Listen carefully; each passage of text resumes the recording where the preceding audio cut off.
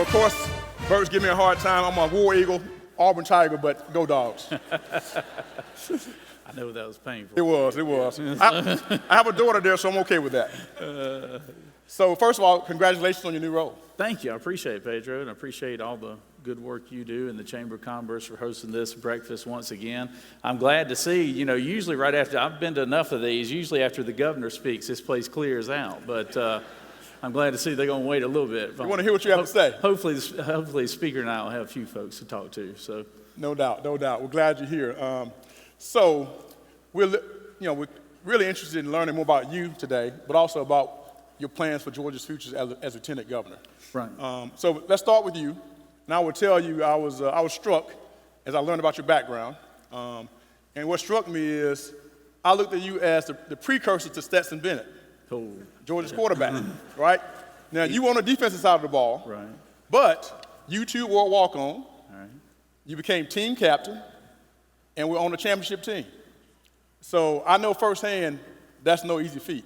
I mean, the determination, perseverance, leadership it took to do that is tremendous and it's admirable. Sure. Well, So congratulations on that. Well, I appreciate that. That. I appreciate that. That tells me a lot about you as a person. Right. So with that, why don't you tell us a little more about yourself? Well, number one, I wish I'd had Stetson's career. I can tell you that right now. It's amazing what that young man has done, and he's going to leave University of Georgia as probably the most decorated player, definitely the most decorated quarterback, and I appreciate where he came from too. I mean, he absolutely. I can tell you, you having played at Auburn, that walk-on role is not the most desirable role. There's no NIA deals or NIL deals or anything like Right. that for those guys. So, but that's great things, and I'm proud of Stetson and the University of Georgia, obviously. I grew up in Middle Georgia, sixth-generation Georgian, born and raised there. I actually went to school down the road here at Woodward Academy is where I ended up graduating high school, went to the University of Georgia, and was a student athlete there, enjoyed my time there. And upon graduating from the University of Georgia, went back home. I've always enjoyed working. Since a young child, I've worked in our family business there in Jackson, Georgia, and I'm fortunate enough to be able to work with my two siblings. One's an Auburn grad, by the way, and we wondered about her when she left the state of Georgia, but she came back and she's done a great job for us. But working with my two siblings, we have taken a company, and when I started 15 years ago, we were about 200 employees, and we've grown that to over 2,000 employees. It's a very diverse company, and being from a small town, public service is something, or community involvement is something that you've always been around. In small towns, when you grow up, to get anything done, whether it's in the education front, transportation, healthcare, doesn't matter. You always have to come together as a community to get those things done because the resources are limited. So I got coaxed into running for public office about 10 years ago. So I would say I got tricked into running for public office about 10 years ago, and won a Senate seat there in Middle Georgia, represented from Butts County all the way over to Milledgeville, Greensboro, Lake Oconee area. Really enjoyed my time in the Senate. Really enjoyed the public service aspect of it, and I always tell people I'm real easy to work with, and I'm always business minded. That's how I approach state government in particular, but I always think there's a timeline that you either go up or out. I think. And I was at that point in time where it was either time for me to go on back home and be a full-time dad and husband and business owner, or go to the next level. And so when I had the opportunity to run for lieutenant governor, I jumped on it. But and it was one of those things: if I win, I win. If I lose, I win. Because. And that's always how I've approached things. Always trying to do the right things and be mindful that you're representing an entire state, And so it's been a great experience. My wife Jan has been very supportive, and we've got two beautiful children. and there in Jackson. My wife is actually, she got her MBA from Auburn. She was an undergraduate from SMU and business undergraduate. She got a business degree at SMU, a finance degree, MBA at Auburn, and now she runs a dog rescue organization. So, so it's her passion though, and she does a great job. But she's very supportive. Couldn't be in public service without having a good partner and spouse, and that's what she's been, and she's a wonderful mother to our two children. So well, tremendous. Well, you definitely going up, not out. We're glad you're doing it, and it's tremendous that you're creating jobs in your personal and your professional life, so we appreciate that. Well, thank you. So the elections are over. You'll be sworn in tomorrow. So what are the issues that you're going to focus on in your first legislative session as LG? You know, I mean, I think the theme of this morning, and I think the theme across the state right now, and it's something I think we ought to be focused on, is the business environment here in the state of Georgia that's been created over the last few decades, and the successes that we've had in the last, really in the last 10 years, and under Governor Deal and now Governor Kemp. Has done an outstanding job. We've had a lot of successes, and we've got but our issue, and it's a good problem to have, as the governor said earlier, is in your labor force right now. Right. And I think you have to be focused. I mean, we see it in our businesses. We're in the retail, we're in trucking, and things of that nature. And the number one problem, and this is all across the state, is being able to hire people, qualified people too. So I think you have to focus. I'm a big believer in our K through 12 education. I'm a big believer in the college and career academies. I think we ought to focus on expanding those because I've seen firsthand in the district that I represented, 8 out of the 9 counties that I represented had college and career academies. They really became apprenticeships for local businesses there. You've got to work with your technical colleges as well as your university systems. And we also need people who are maybe not college bound, they ought not feel like that they can't be successful. And that's a story we need to be telling because there's a lot of opportunity for people just with a high school diploma. I tell people all the time, some of my most valued employees, people I would not trade for anything, have nothing more than a high school education. And so I think we need, number one, put an emphasis on the fact that you need to be in a profession you enjoy, right. And not feel like that to be successful you got to have a 4-year degree in college because to be successful nowadays, all you got to do is have a work ethic and have a skill set, right. And a person can do very well with that. So that's going to be my focus. I'm going to be business oriented. We're going to be tough on crime. I think public safety is a huge issue right now, and it's you've got issues going on in different pockets of the state, but I think we've got to look at the criminal justice system and look at being more forceful on repeat offenders and things of that nature, and the gang activity that's going on here in the state.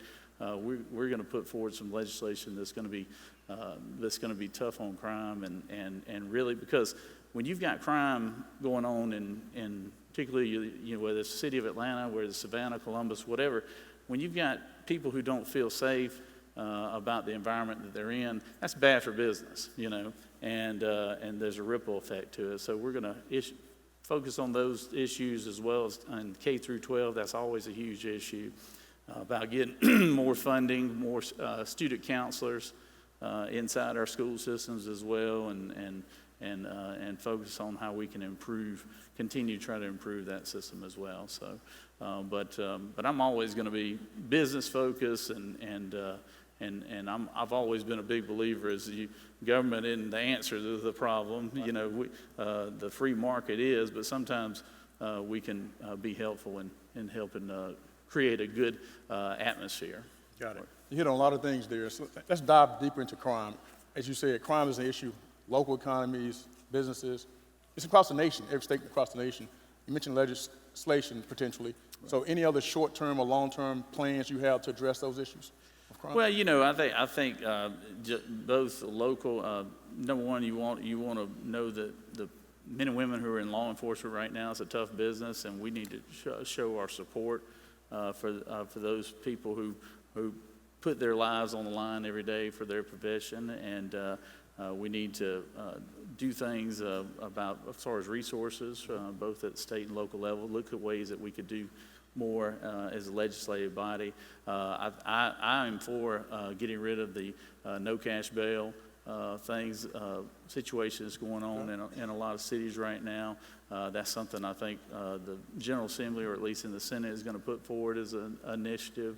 And also, I want to be tougher on repeat offenders, as far as from a crime standpoint, tougher on repeat offenders and those who are just, a lot of the crimes you're seeing that has happened in different parts of the state, those individuals who committed them, had a record, and a pretty significant one in most cases. So, it's just being supportive and also letting men and women who are in law enforcement, and when they're out there, like I said, putting their lives on the line, they need to know that people have their back, and I want them to be sure that they know that the state of Georgia and the elected officials here in the state of Georgia have their back. So, got it. So I'm a big believer between the crime and workforce. People who commit crimes, small, less significant crimes, should get a second chance, and really a big piece of our workforce. If we exclude those folks who've gone to jail for minor criminals, minor offenses, we are excluding a large percentage of our workforce. What are your thoughts on second chances? Oh, no question about that. I mean, somebody that makes a mistake, and needs a second chance, I'm all for that. It's the repeat violent crimes or violent individuals that we would be certainly focused on, because I mean, quite frankly, like I said, when people make a mistake, and there are plenty of instances. We've had plenty of people who have worked for us in the past, where they've had, they've just, whatever it might have been, a possession charge or whatever, and those are things that, that's not our focus. I'll just tell you that. So. Excellent. So, session's just starting. Well, are there any initiatives already underway that will address those issues, or anything else that you want to give us any specific details on, any heads up on? Well, I'm just looking forward to working with the General Assembly, looking forward to working with my colleagues, former colleagues, I guess, in the Senate here. I've got, I'm excited about working with Speaker Burns. He's a great man. He and I have a good relationship, and we've started off pretty well. I know it's the honeymoon stage right now, but we started off pretty well, and I think we're going to have a good rapport. I'm excited about working with a second-term governor. You heard Governor Kemp out here, because he's aggressive about wanting Georgia to continue to succeed, continue to be the envy of the country, and that's exciting to me, and I just look forward to working with the men and women at the General Assembly, and hopefully we get a few things done. But when we disagree on things, I promise you, I do not get emotionally charged on things. So, and I think that's a lot of times in politics right now, people get too emotionally, you see what's going on in D.C. right now. They were almost fighting on the congressional floor the other day, but it's going to be a good session. I think we're going to get a lot of good things done, particularly for businesses here in the state of Georgia. Okay. Last question for you. So last year, the General Assembly passed House Bill 1013. It was the Mental Health Parity Act. It's a great historic first steps. Sure. But what are the other steps needed to take to address mental health? Absolutely. It was a great thing. I know something that former Speaker Ralston was passionate about. It was wonderful that we got it done last year. Something that was an initiative of mine here in the Senate is we have created the Children and Family Committee there in the state Senate, and the sole purpose of creating that is to focus on not just our DFAC system, because we got a lot of good men and women that work over there in that department, but they need resources. We want to focus on that. We want to focus on our adoption system, our foster care system. We want to focus on children's mental health, things of that nature, and that's going to be a big focus of ours as a Senate.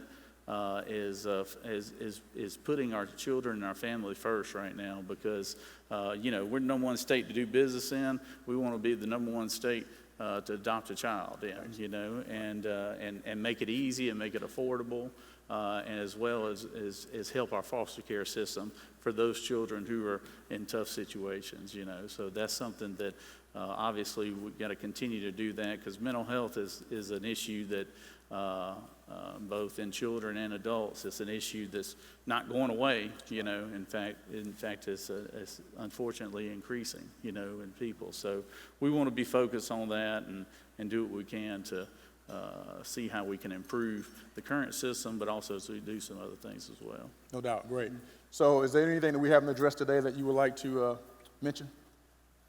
Yes, I guess I almost went through a whole speech without saying "Go Dogs," I guess, you know.